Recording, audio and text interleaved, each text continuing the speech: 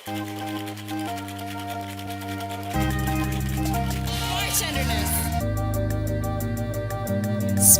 and Soul.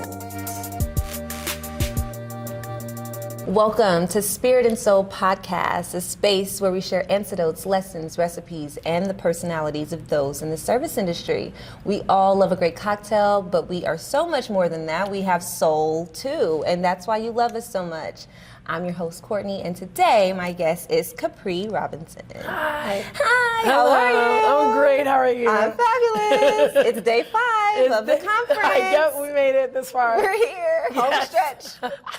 Kapri, right. Kapri is an absolute force in the bar industry right now. She's an award-winning mixologist, a podcaster, and an activist, and an overall industry leader.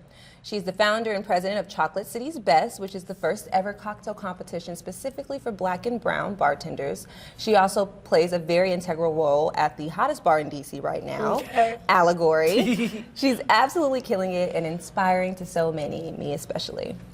We're recording at the TSA Cocktail Conference in New Orleans today. For listeners who may not know, this is the largest spirit and beverage conference in the world. So it's a big week for bar professionals everywhere. And Kapri is all up and through this.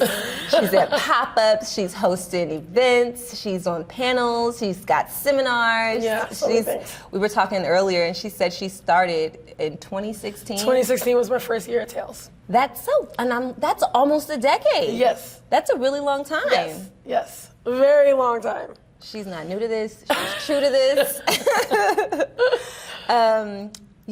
So also something to note, she's also a finalist for the Best U.S. Bartender of the Year. Yes. Congratulations. Thank you. How do you feel about that? I'm so grateful.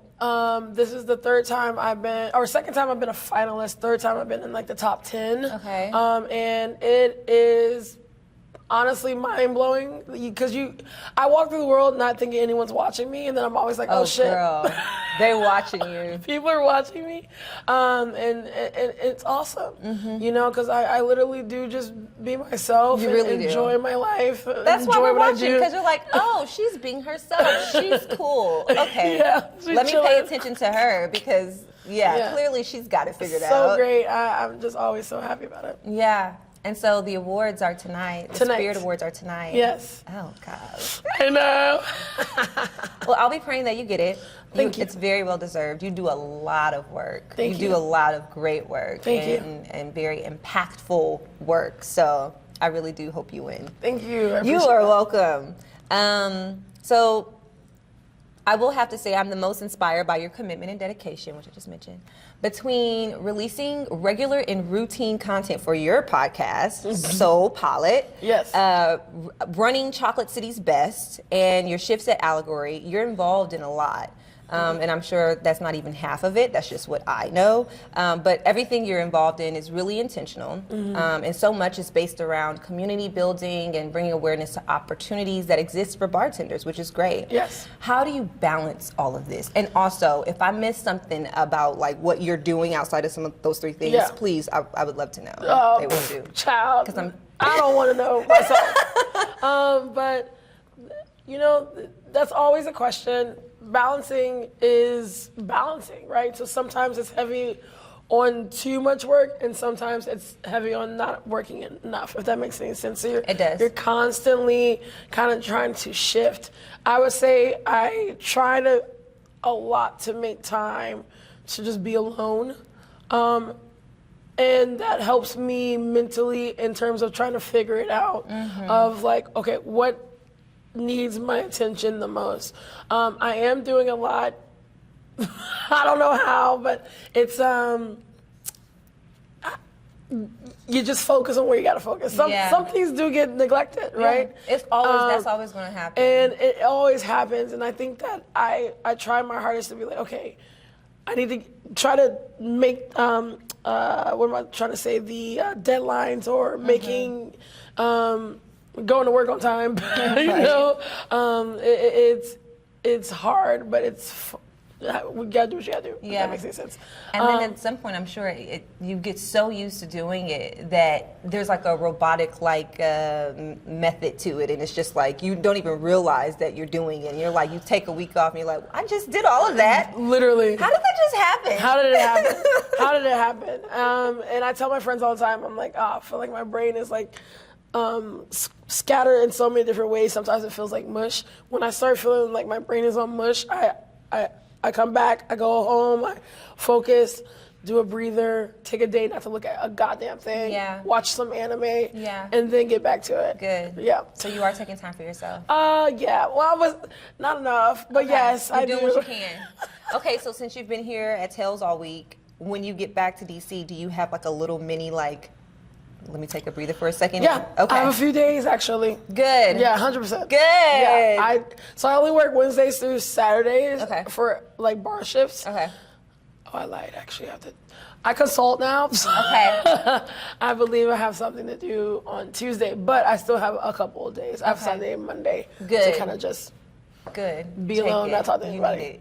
You deserve it. it. Goddamn person, I can't wait. Yeah. This voice needs a rest. Yeah, so. It does.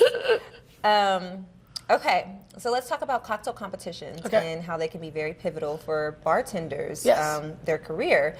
Is there a lack of participation? I'm kind of wanting to see what you're going to say here. So do you feel like there's a lack of participation from Black and brown bartenders? Or what do you think aids to that? Or do you think it's just inequality a little bit going on? I think that it's lack of visibility. Okay. Right? I don't think that competitions, when they're open and when they are, the applications are out there. People are pushing for them.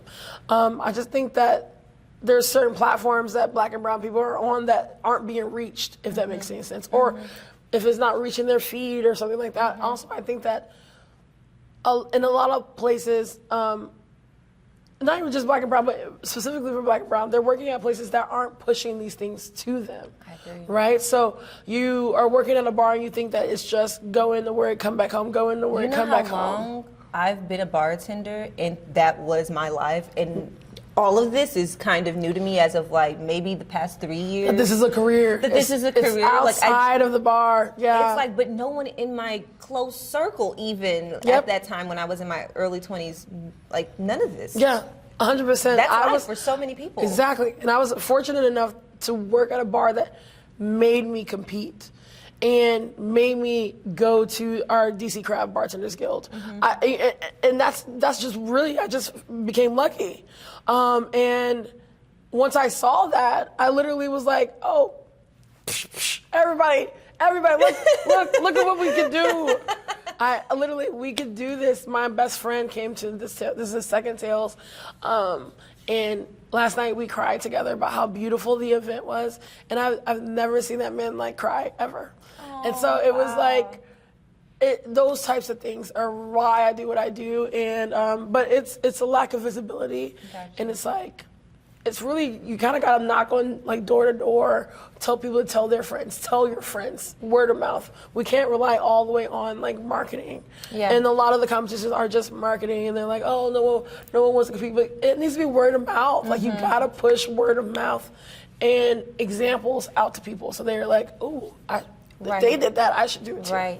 Right, that's really good. Thank you. You would think, I don't know if this is a thing, but it would be cool if all Black bars had a requirement. There was some kind of consultants like you that stopped and said, hey, so a part of your bar program, you have to, each year you have to submit and that's just you need to enforce that. If you really are about advancement, if you really are, that would be really cool. But they're not. And that's what, I love my people. I love Black people, honey. But when it comes to owning an establishment, we see it time and time again that the point isn't about the education or about the quality. It's about putting butts in seats, pushing out what you can get, making the profit, and looking good about it. Yeah. And we get it. Yeah. And there's actually nothing wrong with that. Yeah. But at the same time, when I want to see people that look like me in certain spaces, I ask more of establishments. I want to ask more of establishments.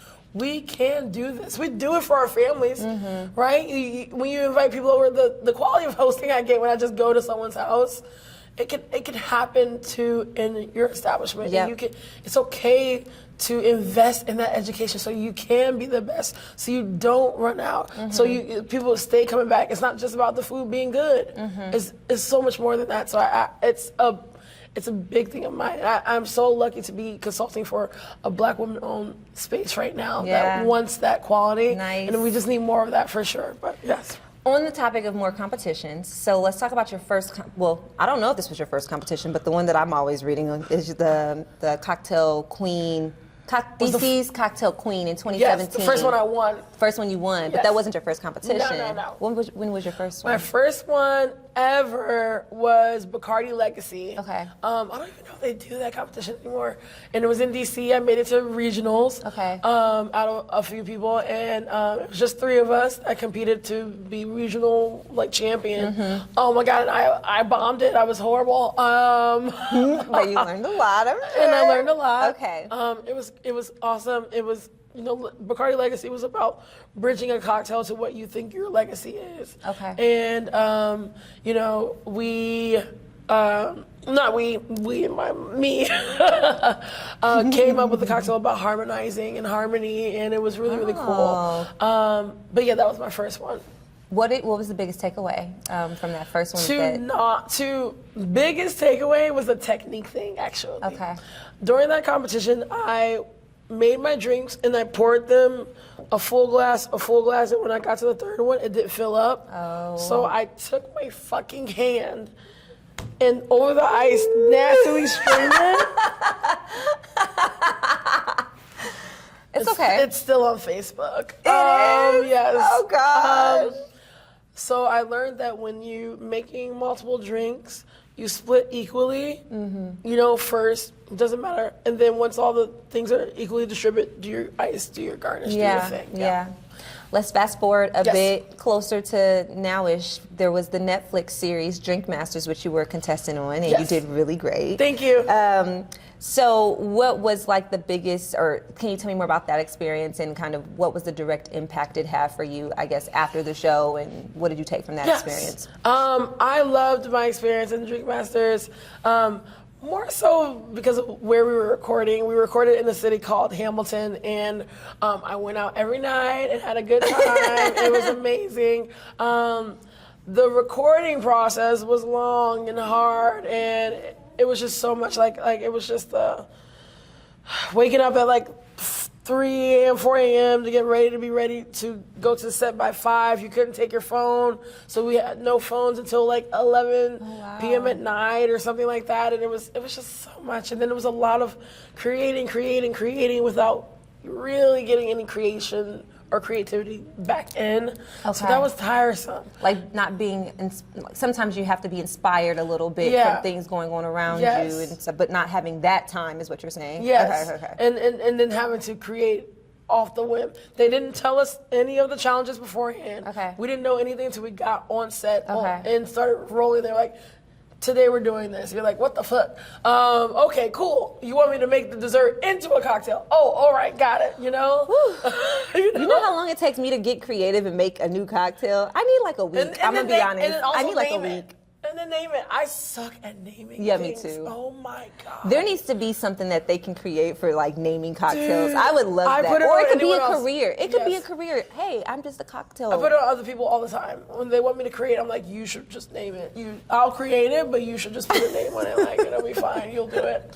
But yeah, it was great. I would say the direct impact of the show was that the yeses that I was looking for before the show happened. Yeah. And people are always like, well, did your career boom after Netflix? I mean, I guess my popularity boomed, but my career was already blooming before the show.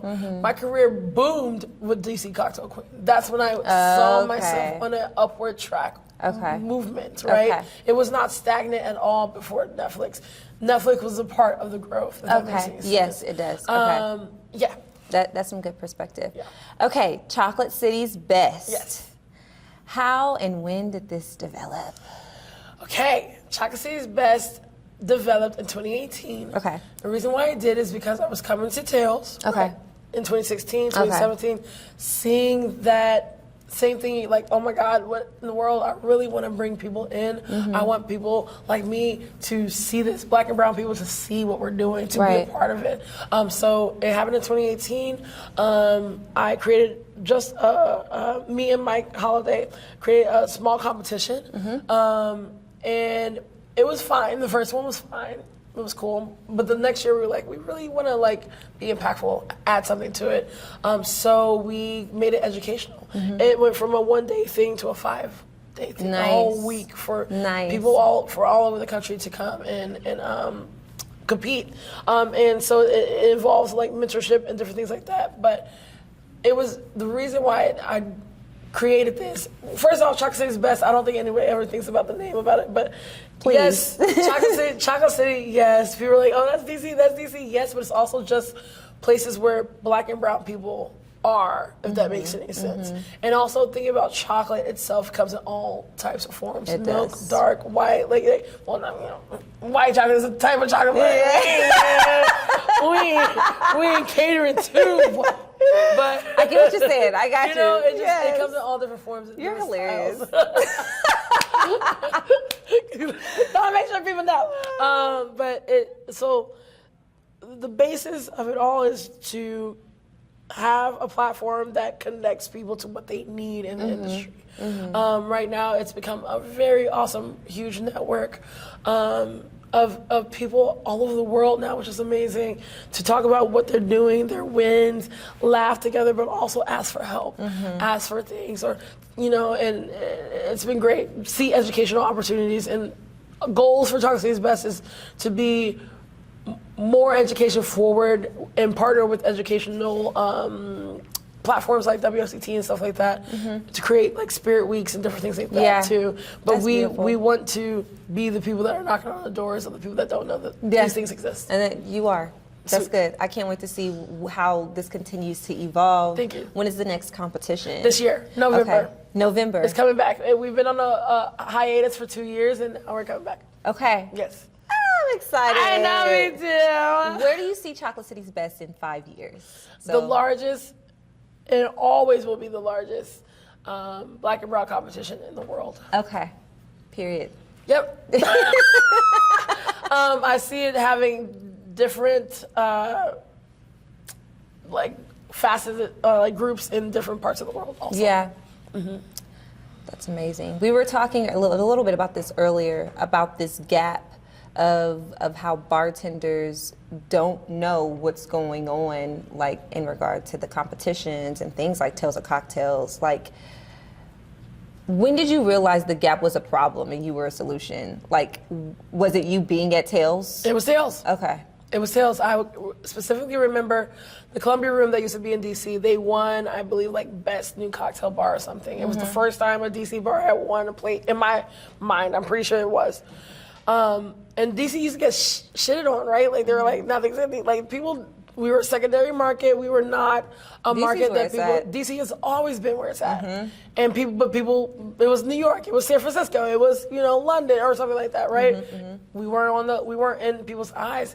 And when they won, all of the people that were from DC that were in town we were lit. We were so fun. But when I was in a space, I was looking around, and I was like,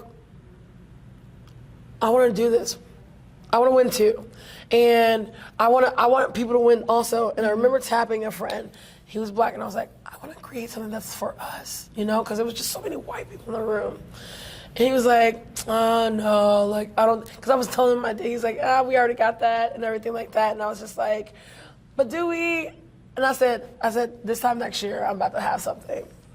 And it always works like that when you affirm it, when you say it out loud. Yeah. Are you like one of those people where it's like if you say it, you're like, okay, then I have to do it. The universe listens. The universe listens to me. Yeah. It does. Yeah. In a scarily way. I have to watch what I say, how much it listens. Yes. Yeah. Yes. Sometimes 100%. I'm scared to say things too. Yeah. I'm like, it's a beast because I'm very ambitious as well. So it's like, okay, slow your roll. Hold on. Are you done doing what you just set out to do first? Like. Hold your roll. Hold on. The universe listens to me, and I'm very grateful for that. But that's so also good. have to be mindful. Yeah. Random question. Yes. What's your sign? Aquarius. Okay. Yes. I'm a Gemini. Okay, we always get along. We always get along. Child, I love my Gemini. I do. Okay, we'll do a quick speed round because we're wrapping up here. Perfect Okay. timing. So, what were you most excited about for Tales this year? I was most excited for the panel I just did, Branding Up For Yourself with Tiffany Barrier, and Felix, and Sullivan, and Michael Holiday. That was such a good talk, such a good conversation. I was very excited about that. Okay, I really want to get the recording. They're recording these. They things. recorded that one. Okay. Some good. of them they do, some of them they don't. Okay. Yeah. Hope they got that. But that one was recorded. And first time in history ever at Tales of the Cocktail, someone dropped the N-word on the panel, and it was it was me. Wait, you see my shirt? You see my sweater? Yes.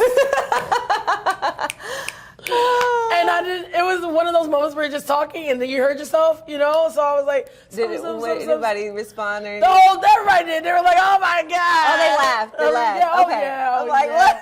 And it's so funny. I know we have only 2 minutes, but this white woman came up to me afterwards and she was like, I missed what happened, but can you repeat it? I said, oh my gosh, no! I said, I'm sorry, girl. I'm sorry you can't have it. It's not for you.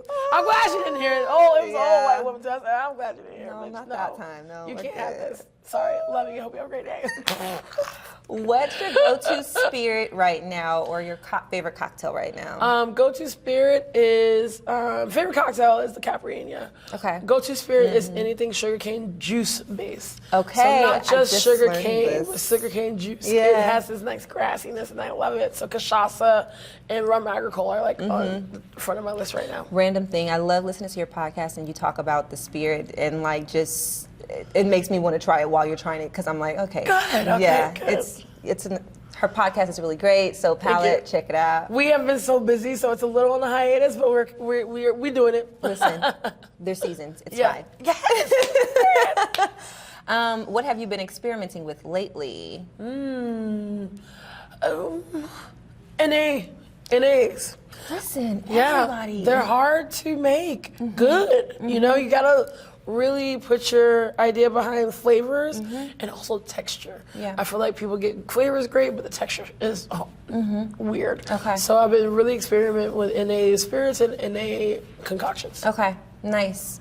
And very timely. That's the era we're in right now. Yes. That's the most trendiest thing I think that's happening at Tales, and that most people I've been talking to, they're like, that's where we're headed. 100%. Like, that's it. Okay, and then let's see. What is one of your favorite places to dine or favorite dishes here in New Orleans? Oh my God. I would say char-grilled oysters are period. up there. There is a place called, it's a Chinese food place called Dian, D-I-A-N-S-I-N. Okay. But they have these crawfish and crab meat soup dumplings. And I get them every time I'm here. Really? 100%. Is there cheese in there? There's not cheese in a dumpling. There's not. No, Okay. no, it's just the meat itself with some soup broth wrapped in dough. Okay, I'm steamed. checking that out. Okay. It's really, really, really good. And if you've never had a soup dumpling, find a local place, go get a soup dumpling. It's one of my favorite things in the world. I love any dumpling. Right? Okay, the last part is called Ear to the Streets. Okay. This is an opportunity for you to shout out, maybe a bartender, a person, a brand, a restaurant that you just feel like you want to show some love to and you're trying to put people onto it. Like, hey, you need to be looking out for this. Like, what's that? Okay. I'm sure there's plenty. No, I'm like, off the top of my head. Shout out to my best friend, Danae Jones. Danae Jones. And I'm shouting out to her because she's a master taster. You should follow her, Dstilled, on Instagram. Oh, I do. DEESTILLED. And the reason why her way of tasting and understanding flavor notes is immaculate. She's also a blender, so she goes out where the white men are and sits there and they listen to her about what whiskey should go with what to blend, and picking barrels to put in bottles. Oh, that's beautiful. She's fucking That's great. That's my best friend. Oh, wow. And I love her, and I think that people should know more of her. she's in spaces that really are white men focused, and she's being completely herself, not code switching, like, and getting it fucking done. Good. So I would say In the Streets, D Still, Hey. Jones. She's amazing. I love that. That's it. Okay. We did it. Yeah. Thank you so much for Of course. being here. Of course. This was so much fun. Thank you. Hopefully we get to chat again. Yes. I'm going to come visit in Yes. DC to come to You Allegory. have my number now, so hit me Yes, up. I most definitely Please hit me will. up. This Yeah. has been great. Crazy. Where should the listeners follow you at and yes. stay tuned with everything you're doing? Yes, so you can follow me on Instagram at capri.possible. And from there, you can just figure it all out. You can message me too. Honestly, I answer most messages if it makes sense. Don't just say hi and don't be like this one man has said, yo girl, let's make some magic. Don't do that. Babe, Like, what are you talking about? yeah, I will not answer you. But if you like intentionally reach out, I will reach That's back. special. That's good. You're a great person. Thank you. And a great interviewee today. Thank you. Thank you for making time for this. Of course. Thank you, listeners, for tuning in on another episode of Spirit and Soul Podcast. Make sure you're subscribed to our YouTube channel. We're on YouTube, Apple, and Spotify, Instagram, Spirit and Soul Podcast. Thank you. Cheers. Cheers.